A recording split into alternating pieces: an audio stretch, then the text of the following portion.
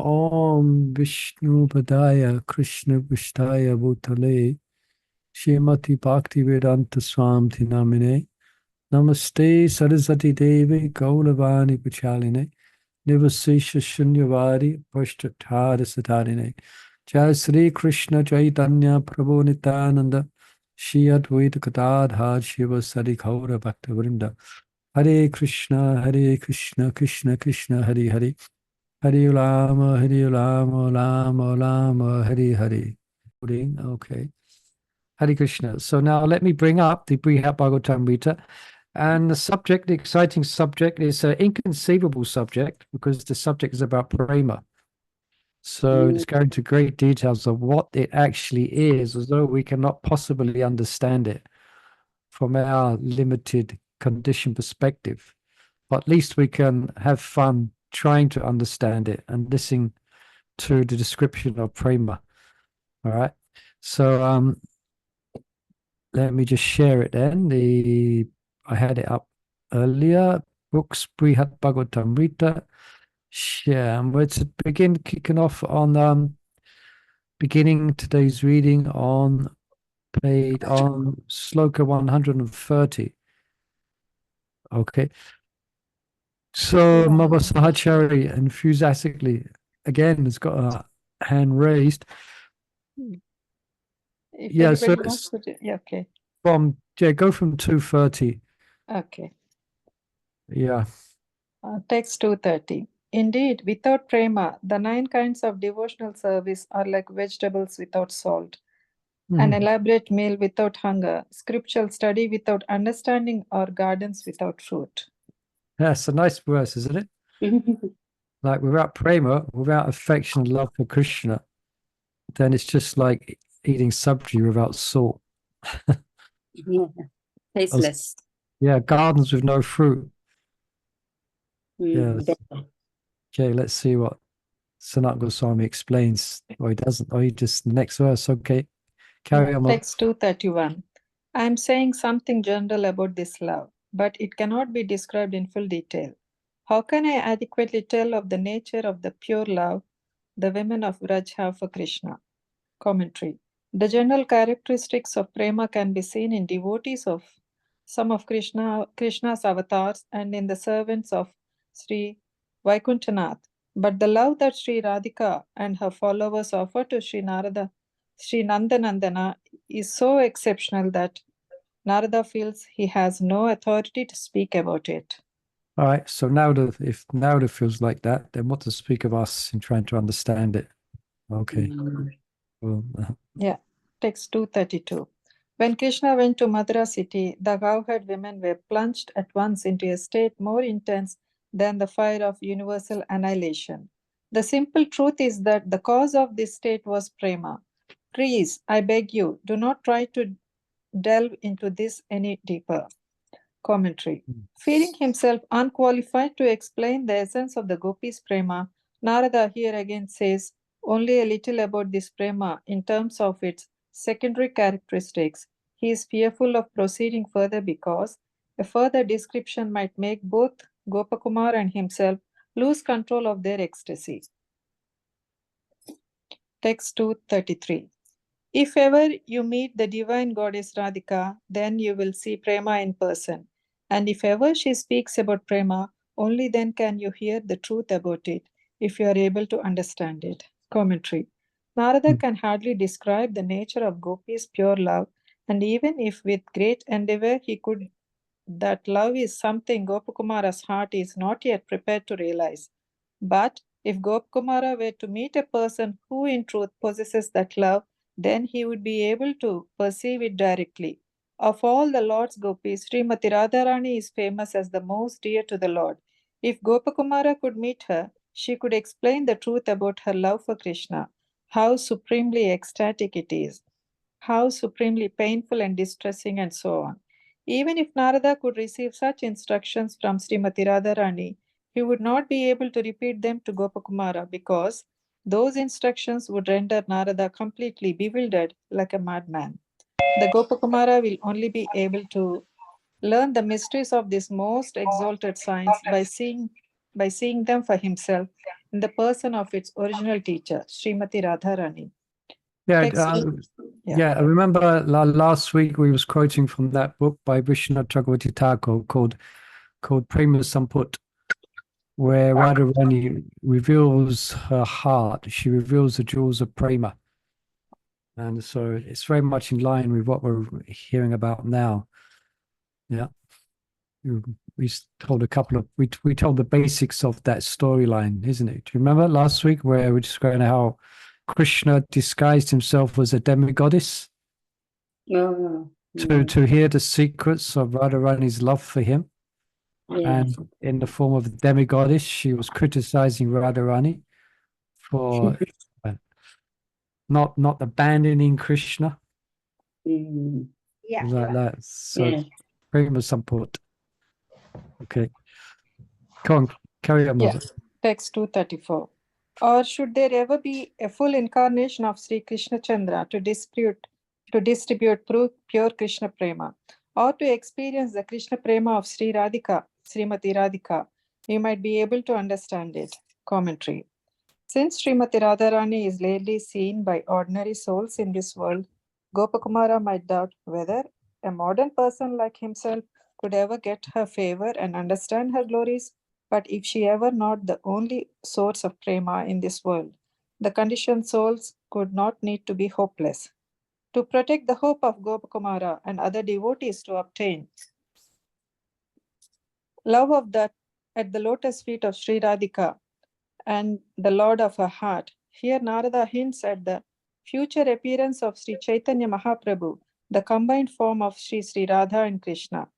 For even subtly alluding to the merciful descent of Lord Chaitanya, Narada is all glorious. Text 235. My dear son of Rajabhumi, to fulfill your desires, go quickly to Lord Jagannatha's abode, the holy place that is an image of Mathura. Unlike me, you are surely a person in whom the Lord has reposed his mercy. Commentary.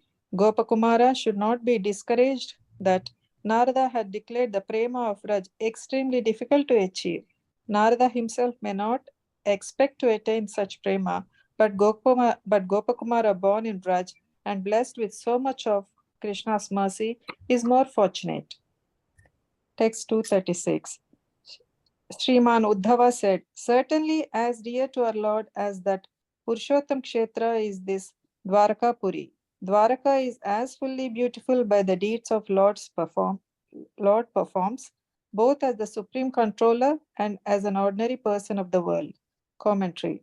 As a loyal devotee of Krishna in his form of Sri Dwarakanath, Uddhava cannot agree with Narada depiction of Dwaraka as inferior to Purushottam Kshetra, Jagannath Puri. That the glories of Dwaraka are real. Ratha has been verified by the personal experiences of countless reputable Vaishnavas. Text 237. It is our own master, Sri Devaki Nandan, who is Purushottam Kshetra, assumes the form of Lord Jagannath, standing motionless. He spots eternally for the pleasure of its residents, whose hearts melt in a flood of love for him. Commentary. The same son of Devaki, whom the Yadus consider their master, appear as Daru Brahma, the absolute truth in word, in his abode of Purushottam Kshetra. Why does he do this? One reason is to give joy to the residents of that abode. Yeah, interesting. The subject seems to have changed, isn't it? It seems to have changed to a different topic. Again, speaking about the different holy dhams, which is a major part of the Bhagavatamrta, different holy dhams. So again, they're speaking about Purushottam, etc., which is quite apt because we have Rath Yatra coming up on Sunday. So it's good to hear about Lord Jagannath. And Saturday, I have some good news. Saturday, I shall be going to pick him up from the Bhagavatamrta and bring him back. He get there about 3 o'clock. Yeah, it's been too much. You know, we've had enough now. We're going to go and bring him back. Yeah. We're not going to wait till Sunday. Now. Yeah, we're not going to wait till Sunday. We're going to go and he comes back on Saturday. Oh, so sweet. So, yeah. So, Purushottam Daru Brahma. Daru means wood. All right. So-called wood. Daru Brahma. Supreme Lord in the form of, he's completely spiritual. Okay, let's see how this unfolds. Okay. Text Yeah. 238. The same reality shown there is also found here, without any difference. But there, by seeing and hearing about his pastimes in Rajabhumi, you will feel a certain kind of sorrow. Commentary. Since Okay. both in Puri and Dwarka, the same Krishna rules, Uddhava says there is no reason to make the effort to travel from one place to the other. And being in Puri will have one disadvantage. There, Gopakumara will see place of Krishna's Gokula pastimes and hear those pastimes depicted in songs and recitations. Being reminded about his worshipable Lord, yet being unable to see him directly, will cause Gopakumara pain. So that's, yeah, so it seems that's favorable for his devotional development, isn't it? Seems to be devotional feeling separation. Yeah. And what's the song that's sung to Lord Jagannath every day by Jayadev Goswami? One very famous song which Jagannath actually requested could be sung every day. And there's one outfit which has the song embroidered upon it that dresses Lord Jagannath. Gita Govinda. Gita Govinda, yeah. So that's one such song that's sung there at Purushottam Kshetra for the pleasure of Lord Jagannath. Okay, you can carry on, Lord. Yeah, and by seeing Lord Jagannath's lotus face there, by getting plenty of his maha-prasadam, and by enjoying his frequent festivals and processions, you will certainly feel delight in your heart as well, but not humility. Commentary. Okay. In Uddhava's opinion, the environment of Puri will be at once so disturbing and so enjoyable that Gopakumara will neither realize the happiness of Krishna Prema nor obtain his objective Goloka. Text 240.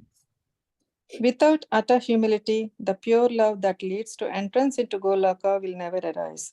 And until you attain that world, you will never be at peace. It's quite deep, isn't it? What's being described here. So he will feel there in Puri, there it's been described in the place of Lord Jagannath, he will feel great delight, but no, not humility. So why not humility? Yes, we read on. Yeah. And as we read we also have been recently reading about the importance of humility in obtaining the love of God. So it seems like this same subject is being repeated again. Yeah, so it's a very important point about utter humility. Okay, I guess it will be explained. So Okay. where's he going to go to get that humility? Let's see. Go on. Yeah. Text 241. What's more, Lord Purushottama, who feels sympathy for the distress of others, will surely send you from Jagannath Puri to his own Gokula, the ornament of Sri Mathura. Then why not just go there directly?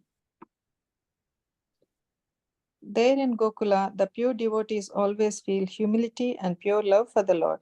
In that mood, they see the forests, rivers, and hills as if any empty wilderness. Those devotees, their mouths filled with cries of lamentation, their hearts burning in absolute grief, are always searching for their beloved. The mood of Gokula will assist Gopakumara in quickly achieving his desired goal. After all, humility and pure love are abundant in Gokula, where the forests like Sri Vrindavan, the rivers like Sri Yamuna, the mountains like Sri Govardhan, and the lakes and meadows are all decorated with sports of Nandanandana. The devotees who live in Gokula are always in agony, searching for Sri Nandanandana and the nectar of seeing him. All the ingredients of humility, therefore, are readily at hand, and this means that pure love can quickly grow to maturity. By achieving that pure love in Gokula, Gopakumara will very soon reach Goloka. Therefore, he should depart for Gokula at once. Okay, so it seems, yeah, as it's mentioned, this has been, he's been advised to go in this direction before. So again, the same thing. And I think also because of the festive nature of Puri. The festivals, and it mentioned the maha-prasadam, then a great abundance of maha-prasadam. So it seems there's a different mood here in Vrindavan. And I think we can relatively experience that, isn't it? When we go to Vrindavan, then we go to Mayapur. There's definitely a different mood, although they're non-different from each other. Yeah, in other words, Vrindavan's the abode of sweetness, and Mayapur's the abode of magnanimity, of abundance. But Vrindavan's the abode of sweetness. So, and even as sadhakas, there's definitely a different mood in these places. At least that's what I experience. Vrindavan seems to be a bit more, devotees seem to be a bit more in a focus, serious mood of bhajan. Yeah. But in Mayapur, then it's quite a celebratory mood. It's quite an abundance. It's quite, it's like, yeah, the jewel of love, or you could say the waves of Lord Chaitanya's mercy, they're quite readily available. Yeah, just by the nature of Navadvip and the mercy of our Lord Chaitanya. At least but then in Vrindavan, it's a different mood. You have this kind of, you be a bit more serious in your sadhana and in your bhajan. Yeah, I think like Mayapur is more like dancing kirtan, jolly kind of, Yeah, you could put it simply like that, yeah. And when you are in Vrindavan, it's like, you've got to be serious in everything, thinking, no offense, in your form, so your mind's a bit more, mind senses are more controlled, Yeah. So it seems like Gopakumar is being advised to go there because he will develop a great mood of separation. Because of the forest of Vrindavan are there, the Yamuna, all the places of the Lord's pastimes. And the devotees are there searching out for Lord Krishna. For that as well. All right. Anyone else like to have a read of the Brhat Bhagavatamrta from 244? Yeah, I can do a bit of reading. Go ahead. Thank you. 244. Sorry, my phone is a bit small, so I'm kind of like adjusting. Okay, No problem. Text 244. Sri Gopakumara said, the statements of the best of Counselors were all reasonable, and they accorded with Narada's own heart. So when the great Narada heard them, he was extremely pleased. He then spoke in reply. Commentary. Though Uddhava's statement differed from Narada's, it reverberated sympathetically in Narada's heart. Narada was happy to hear what he himself had not quite been able to say. Text 245. Sri Narada said, O Uddhava, you truly must have great affection for the residents of that land, for you have spoken your good advice to help this boy quickly achieve what he desires. Commentary. Narada admits that Raj Bhumi is the best place for Gopakumara to advance further. In Sri Purshottama Kshetra, the same perfection could be achieved, but only gradually. Text 246. You know the supreme greatness of that Raj Bhumi. You left Lord Krishna, your worshipful deity, and resided there a long time. Commentary. For not first recommending that Gopakumara return to Gokul on earth, Narada excuses himself on the grounds that he doesn't know the special glories of Gokula as well as Uddhava. Remember, Uddhava spent quite some time there, isn't it, in speaking to the gopis. He's quite knowledgeable to some degree, to a large degree, of the moods of the residents of Vrindavan. Where Narada Muni, it seems, not so much. Text 247. 247, yeah. Sri Gopakumara said, Narada again looked all around, beholding auspicious signs that all-knowing sage and dear friend of the Vaishnavas addressed me joyfully. Commentary. Before taking the liberty to speak again, Narada looked around him and noticed birds chirping and other auspicious omens. He wanted only the best for Gopakumara. Text 248. Sri Narada said, O glorious one, beloved of the hero of Vraj, please know that soon your purpose will be achieved. Long ago, greatly fortunate one, I concluded that this would happen. Text 249.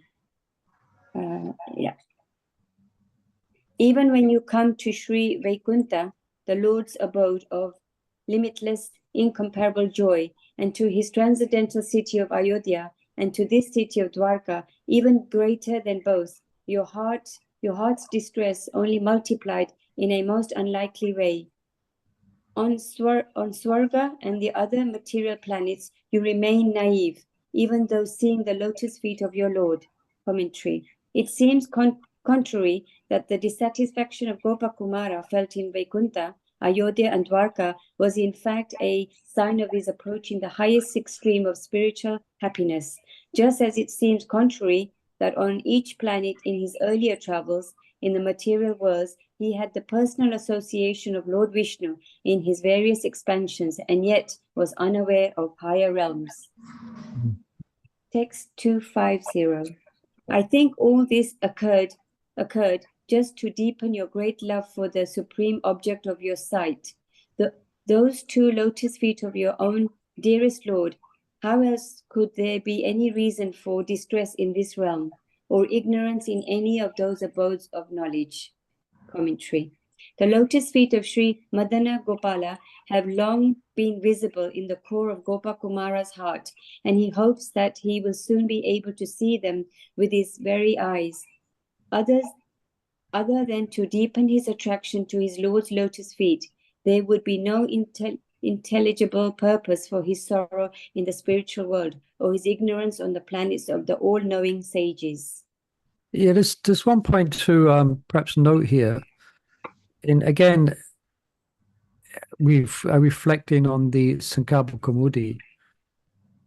So obviously, Gopakumara is going through different lessons, different realms, and he's been put in many different situations just to develop and increase his affection for the Lord in a very, how can I say, in a very profound way. So I think we can perhaps say that the same with us. We're on a spiritual journey, the same as Gopakumara is on a spiritual journey. So the different situations which we find ourselves in and the different things or situations that we have to deal with, it's all, we can say it's all the arrangement of the Lord for teaching us different lessons on the path of development of love for Krishna. Yeah. So it might simply, for sadhakas, it might simply be in part to create a very deep detachment from the world and attachment to Krishna. So that basically means one's got to go through some reversals. So he's got to meet challenges, yeah, got to meet disappointments, But if we're sincere and we're serious about our spiritual practice, still we will continue.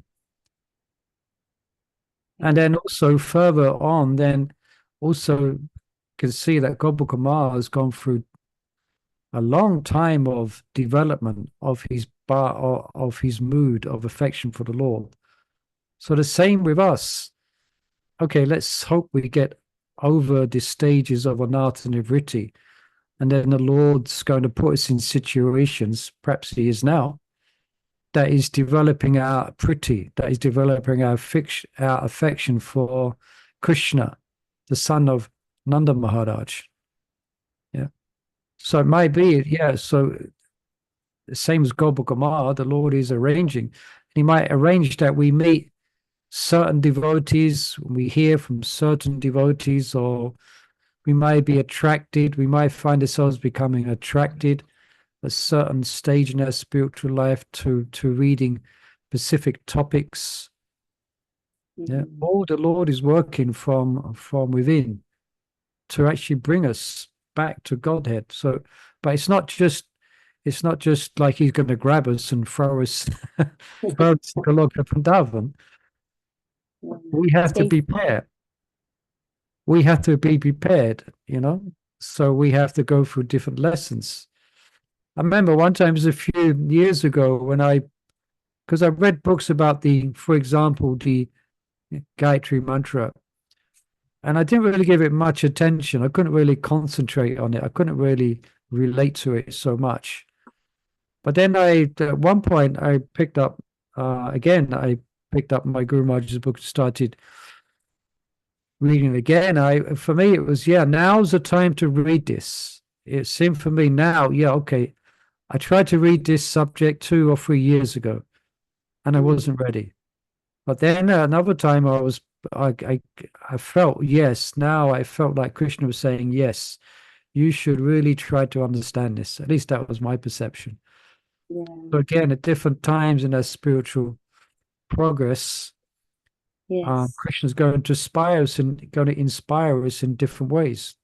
So yeah, I think it's even like when you got the Bhagavad Gita, you know, lots of people have Bhagavad Gita, but you know, it's a time when you want to read it, you know, you pick it up and then you start to read, because so many people have the Bhagavad Gita, but you know, it's just on the shelf. But it's a time, and I think from within, Krishna says now is the time to start reading. And sometimes this is what I say sometimes when I'm on book distribution, and a common reason, despite them liking what we say about the book, is that I've got so many books to read and I haven't got time. So then I say, but this is a very special book. Now, it's not the right time for you to read this book in your life. But I can humbly ask you, please take this book. Please put it on the shelf. And perhaps not now, but in 5 years, 6 years, this book will speak to you and you will open it. Still, not many people take it, but they appreciate it. And it's a good point. Yeah. On the Wednesdays, I give lunch class, and I normally ask the same questions at the beginning. Who's heard of Bhagavad Gita? Raise your hand. Everyone puts their hand up. Well, not everyone, but most people. I said, who has a copy of Bhagavad Gita at home? And they all put their hand up. They say, who regularly reads the Bhagavad Gita? No hands. And they all look shy. They all look guilty. And about 2 or 3 of them put their hand up. Anyway, it's a slightly different subject. But so we can so this is a story for us as well. This odyssey that Gopakumar is going through is the same odyssey that we are also going through. We have the same thing, don't we? We have so many, like I got piles of books here. Okay, I'll read this bit of that, and then I pick up something and I think, no, I think I'll just finish reading this one. You know, we have we get the inspiration from within. Sometimes we're just scatterbrained and then we can't we can't fix the mind on anything. So that might be there as well, you know. But yes, many too. Okay, just thought I'd mention that, just so we can what's the word, we can relate to Gopakumar. Okay, you can carry on reading, Robert. Text 251, I think. Is that right? Yes, text 251. Yes. Okay. Your naivety lets you feel the piqued curiosity of a simple heart free from agitation. Thus you enjoy the special ecstasy of discovering Lord Achyuta on every planet. Commentary. Misery may sometimes intensify affection, but what is the use of ignorance? Narada's answers that on Mahaloka and the other planets, Gopakumara's simplicity allowed him to see in a very pure loving mood the personality of Godhead. A mind filled with all kinds of knowledge becomes easily agitated by critical thoughts, and it is not free to enjoy enthusiasm like the mind of a simple person. Had Gopakumara been more sophisticated, he would not have been able to discover the Supreme Lord in his various aspects with as much sincere affection, and would not have derived as much joy from the Lord's darshan. Okay, let's just, this is very interesting what Sanatana Goswami is saying here. This sentence here, I'll just highlight it here. A mind filled with all kinds of knowledge becomes easily agitated by critical thoughts and is not free to enjoy enthusiasm like the mind of a simple person. Okay?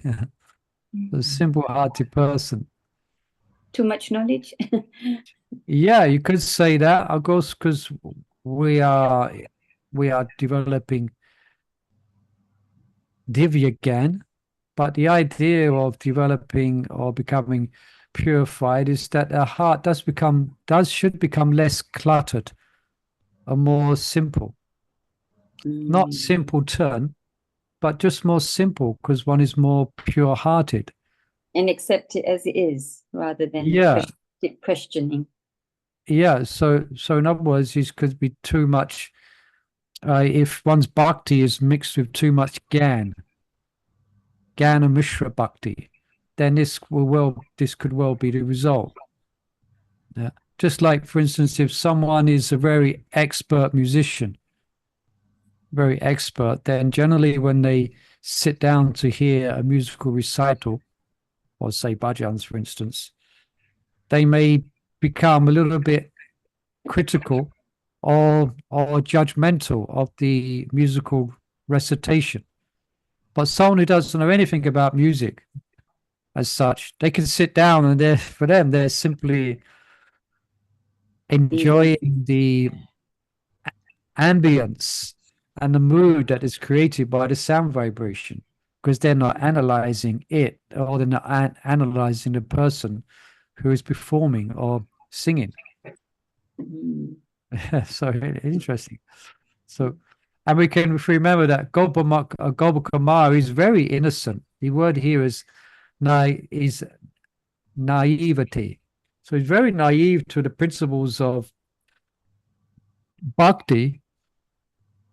But it's also interesting that because he was naive, or because he wasn't so educated on the development of bhakti, then he needed to be educated.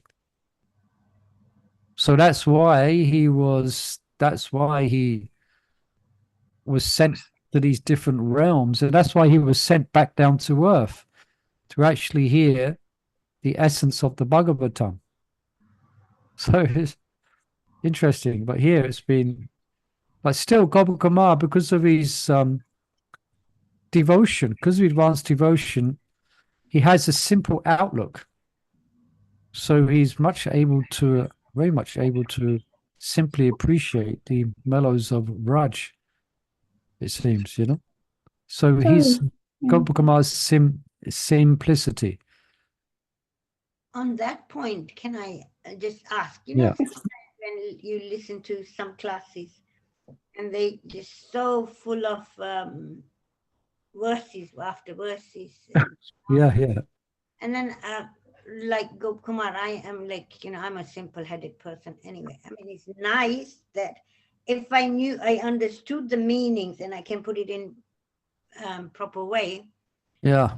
I would be able to do it, but it just goes off and my mind just shuts off, Yeah, everyone's good. To do that, I mean, it's really nice. I'm not saying it's not nice for the person, but it might be good for that person because they know word by word by word. And for the listeners, it's Yeah. Is that wrong to even think? It's not. It's just one's mood, and it doesn't mean it's specifically wrong. No, it's not wrong. It's not wrong. No, that's what I'm explaining. It's just like for myself, because I do a bit of study of Bhagavatam, and my Guru Maharaj is always encouraging disciples to learn verses and it's one of my recreations in devotional service is to try to learn verses, although I'm not exactly very good like many devotees. So when I see a devotee is quoting many verses, and some of them are obscure verses, for me it gives me a great joy of appreciation. Like, wow, this is great. He's so empowered. He's remembering this verse and that verse, and I actually appreciate it from that perspective. But also I can see your point as well, where there's some very advanced Vaishnavas who are full of ecstatic, because they love for the Lord, and they hardly quote any verses. But their class is ecstatic, and their heart opens up, and you, like, for instance, I don't think I've ever heard. No, I've heard. Who's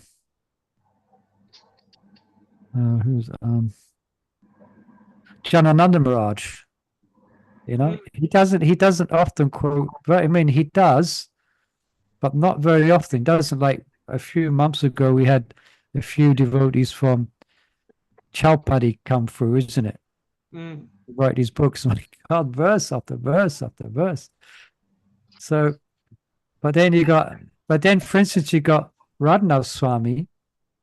You know, he knows verses, but generally he will quote verses from Gita, perhaps a few from Bhagavatam. But he's got disciples who know 20 to 100 times more verses than he does. But who's the most advanced? So, in other words, advancement is judged by one's pretty, or one's love and affection for the Lord.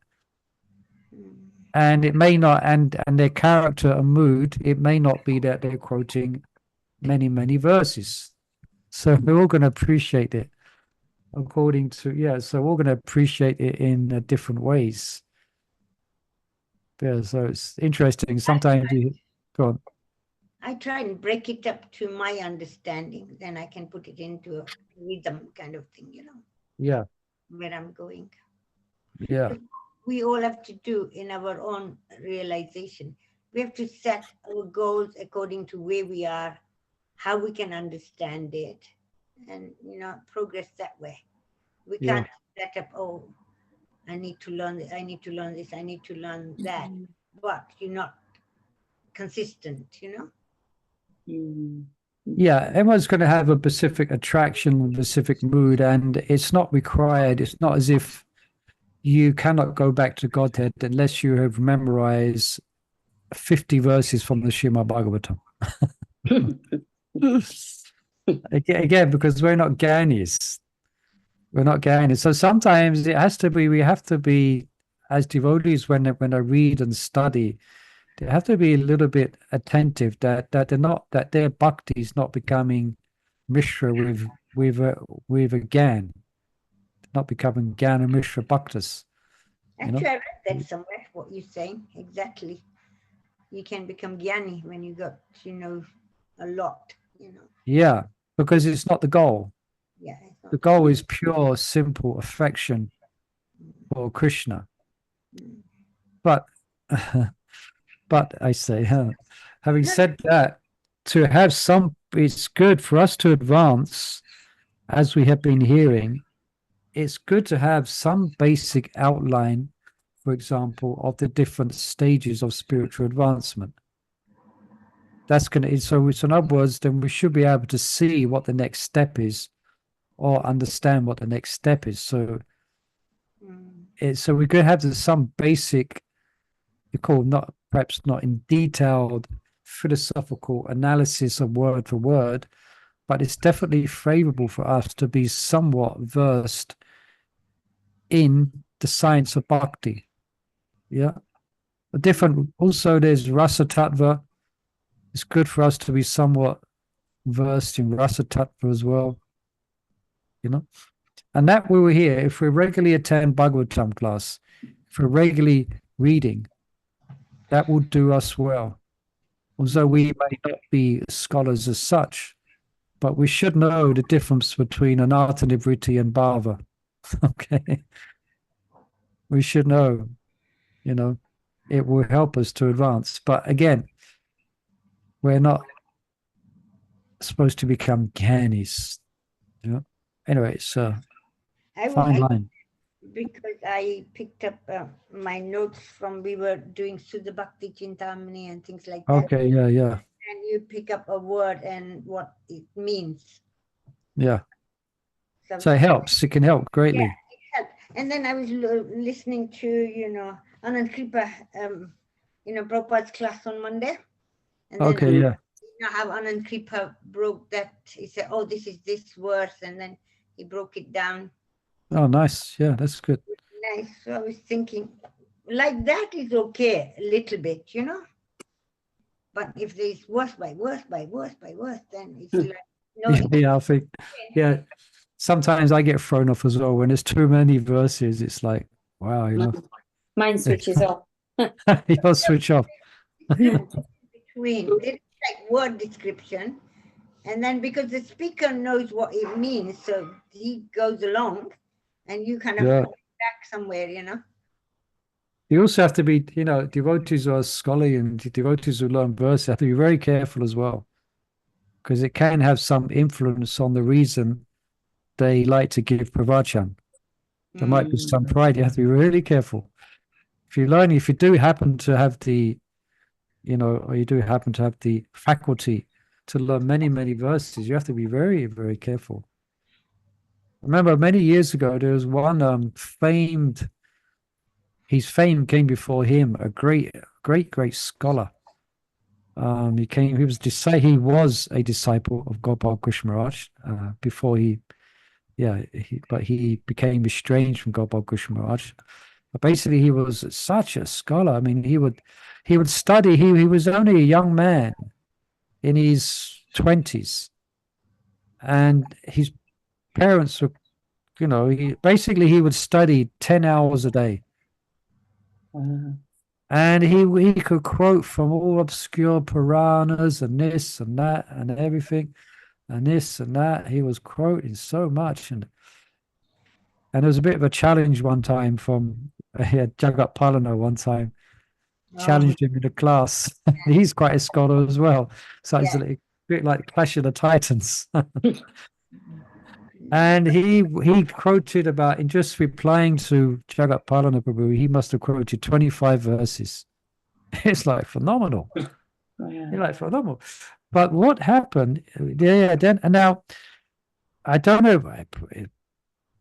I mean, I was watching it. Of course, I was there. I was appreciating it, but I was thinking.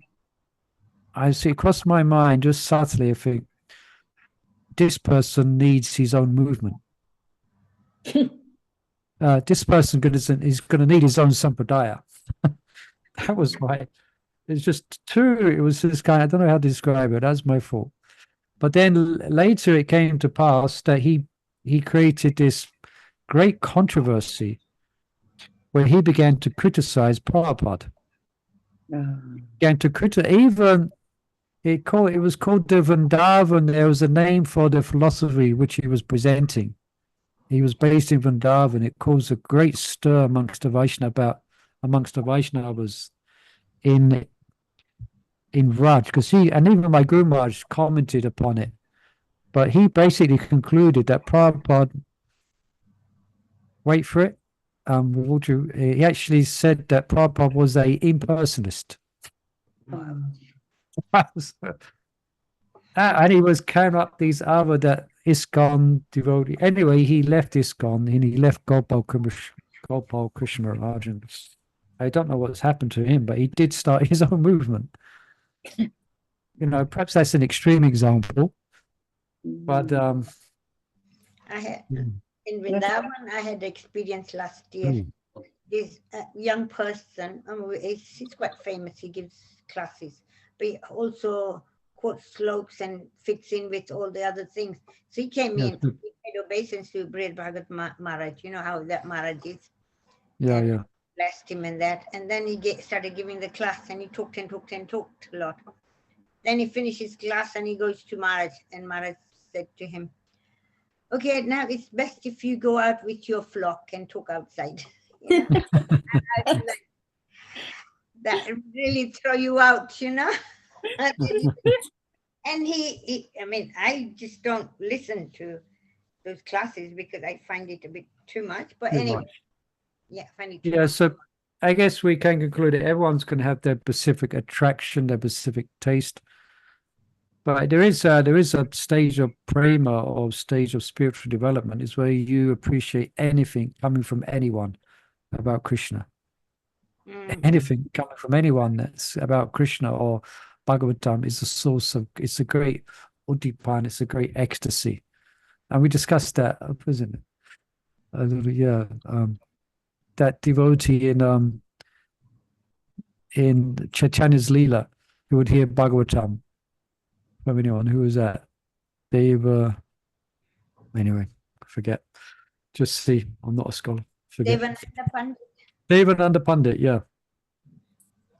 Yeah. Anyway, perhaps let's go on a bit. Now, Prabhu, can I just ask who? Please. Sorry for my ignorance, but who was No problem. Gopakumara? Gopakumara, who was he? Sorry, again, who's? Gopakumara, you know, Gopakumara. Gopakumara. Who was he? Who is he? Well, he is what he is. He was basically, the basic storyline is that he is a simple cowherd boy in Bhoma Vrindavan. Okay. Not during the pastimes of Krishna. He's simple, and he met Guru, who gave him the Gopal mantra. Okay.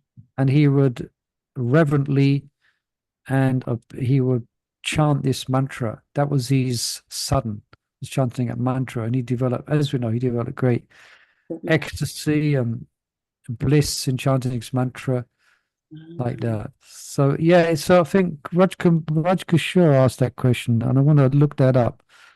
The question is this story a story created by Sanatana Goswami to explain the different stages of the development of prema, or was it actual? And as far as I know, it was actually a revelation to Sanatana Goswami. So it wasn't. It did actually. There is a person called Gopal Kumar, yes, and it is an actual. It's not just a storyline to facilitate the philosophy of prema. Anyway, because you missed, haven't you, the beginning, all this. Yes. Yeah, so I was wondering who he was. Then he just goes to find who is the highest devotee, and then keeps going to different places to find. Yeah, we read the whole thing. Yeah, and he's not comfortable anywhere, you know, because his meditation is on Gopal. And Gopal's in Braj. So now we're coming to the end. This is part 3. This is the last part. So now he's going towards his actual Ishtaday event and his goal. Right, so let's read on a bit. Perhaps I can have a bit of a read here. With one eye. Sorry?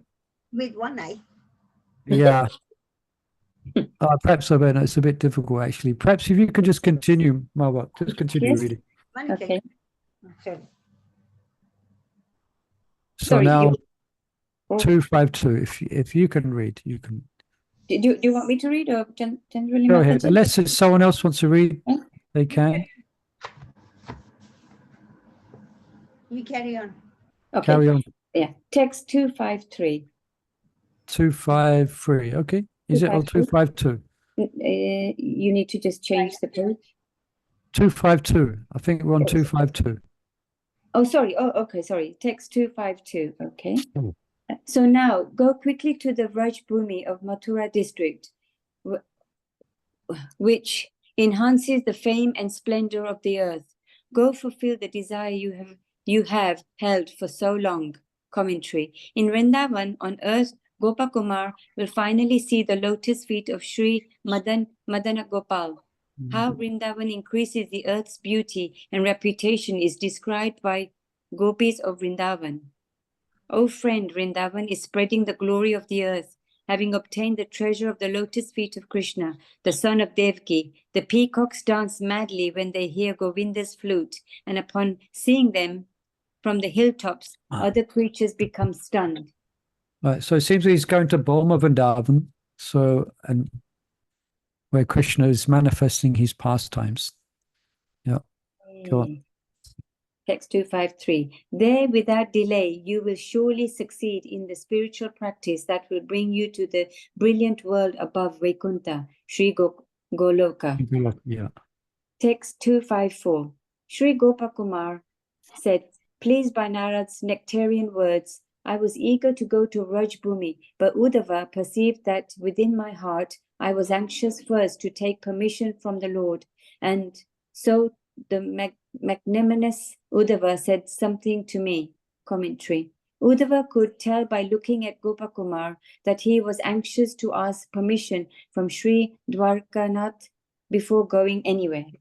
Yeah, so that just reminds us that Gopakumar is obviously in Dwarka, and remember he got overwhelmed with great ecstasy, fell down to the feet of Lord Dwarkanath, or Dwarka Krishna. Then Uddhava and Narada? Then they went to Uddhava's house, and this is where Uddhava is then speaking to Gopakumar.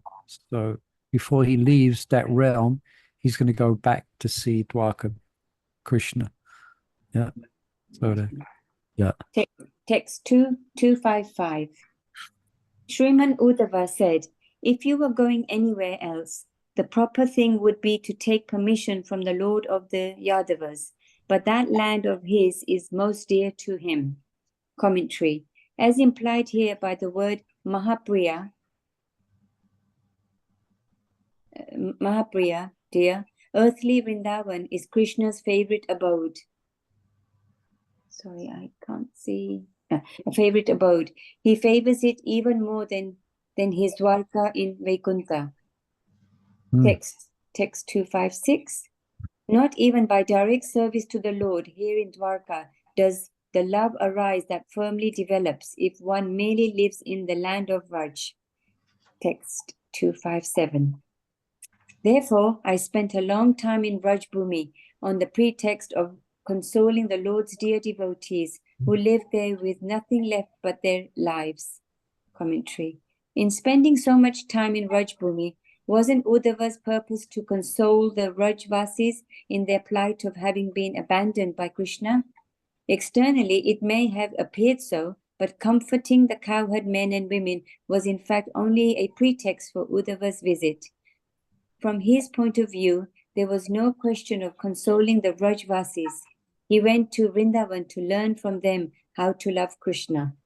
Yeah, I remember many years ago, Govinda Maharaj was speaking on this point that in his animated way, as he would, he was, because the residents of Vrindavan were crying in separation from Krishna. So Uddhava was going to pacify them. But he was saying, no, you're supposed to be crying for Krishna. He was making quite a point on this. No, this is perfection. You're supposed to say, like, Uddhava was perplexed. You're going to pacify the resident of Vrindavan, but they're exhibiting the signs of the highest ecstasy. So, but it is we're hearing here, the main reason Krishna sent him was for him to see. I think I mentioned before, because he's never seen such an exhibition of deep love that residents of Vrindavan had for Krishna. So that was Krishna's very expert, sending him to Raj. Yeah. Okay, go on. Oh, well, time's just disappeared. Go and read some more. I'm about to. Yeah. 1 minute. Okay. Yeah. Where are we? Sorry. Up here on the page at the top. Okay, yeah, well, okay. I am sure my Lord already knows of your powerful desire, so he will personally bring you his dear friend to his dearest abode. Commentary. Gopakumar might concede that to travel he need not ask the Lord's permission, but still, before leaving, he might simply want to have the Lord's auspicious darshans. Uddhava therefore tells Gopakumar that Krishna will go with him on his journey. Vrindavan is very dear to Krishna, and so is Gopakumar. Therefore, Krishna himself will surely take Gopakumara to Vrindavan. Okay, we just finish on here 259 and then. Yes, okay. Text 259. Sri Gopakumara said, filled with the highest ecstasy from drinking the immortal nectar of Uddhava's words, I seemed to lose consciousness there in Dwarka for a moment. I closed my eyes. Commentary. Here the words Eva implies that Gopakumar did not actually faint. He only lost his external vision for a moment because of closing his eyes. Okay, let's pause there then, and when Gopakumar opens his eyes, then we can open our eyes and start reading about what's going to happen next. Okay, It's so thank beautiful, you. isn't it? So lovely. Yeah, it's beautiful. Mm. All right, thank you everyone for joining us. Today is Thursday, isn't it? So we have, we've been hearing, there's been quite a few devotees have complained about Lord Jagannatha being away. So we have heard your voice, and we're going to pick him up on Saturday instead of Sunday. Hey, Jai Jagannath. So you're Okay. going in the morning, or three of you, like 3 cars, right? Because you got to Yeah. get 3 cars. I don't know what the arrangements are, but he'll be there at 3 o'clock roughly on Saturday. Okay, big festival. Okay, so thank you everyone. Thank you for joining us and giving us an opportunity to read and hear this. What have you done to your eye? I've already explained that in the beginning. Oh, sorry. I can just text you. Okay.